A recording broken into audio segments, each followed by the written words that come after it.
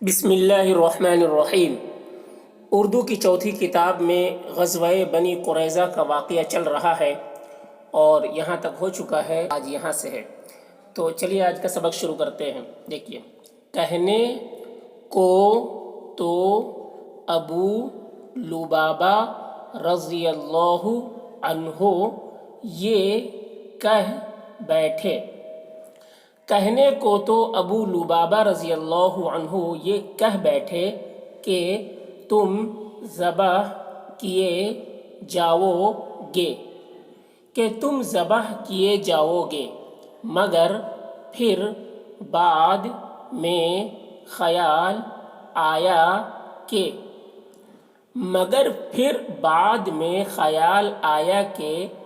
میں نے یہ بھاری گناہ کیا کہ اپنی رائے کو رسول مقبول صلی اللہ علیہ وسلم سے منسوب کر دیا، مگر پھر بعد میں خیال آیا کہ میں نے یہ بھاری گناہ کیا کہ اپنی رائے کو رسول مقبول صلی اللہ علیہ وسلم سے منسوب کیا۔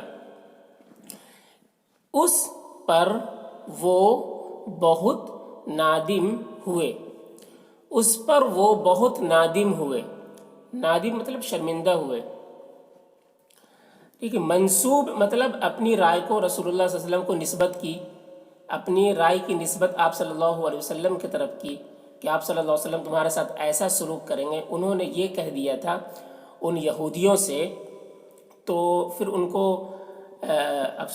پھر ان کو یہ خیال آیا کہ میں نے یہ تو بہت بڑا گناہ کر دیا کہ میں نے اپنے طرف سے یہ بات کہہ دی کہ تم ذبح کیے جاؤ گے۔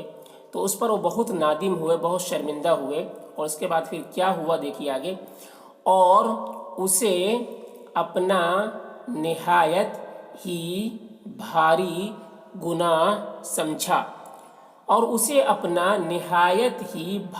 گناہ سمجھا،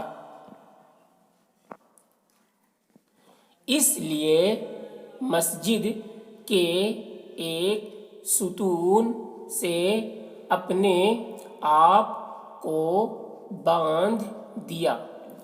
اس لیے مسجد کے ایک ستون سے، ستون خمبہ کو کہتے ہیں، پلر کو کہتے ہیں، ایک ستون سے اپنے آپ کو باندھ دیا اور کہا جب تک میرا قصور معاف نہ ہوگا،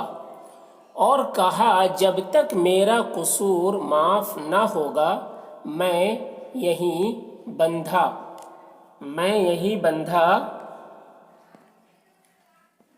رہوں گا۔ چنانچہ 15 دن تک وہ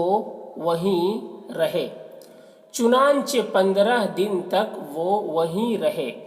ان کی بیٹی آتی اور کچھ کھلا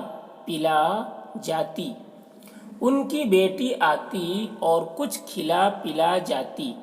آخر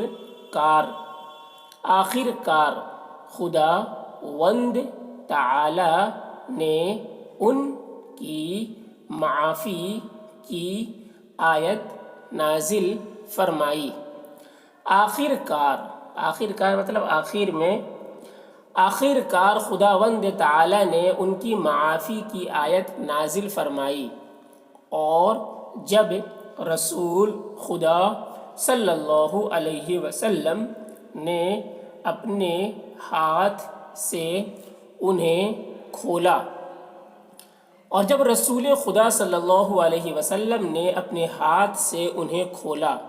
تو وہ اپنی تجویز کی ہوئی قید سے رہا ہوئے۔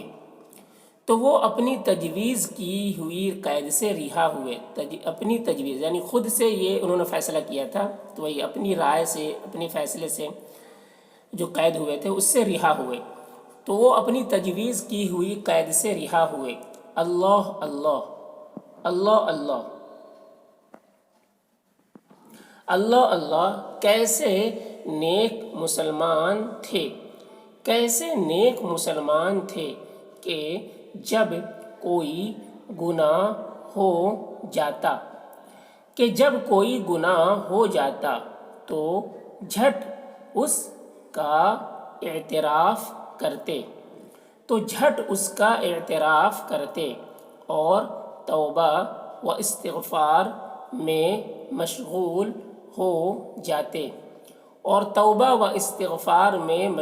ہو جاتے اور جب تک انہیں معافی کا مژدہ نہ پہنچتا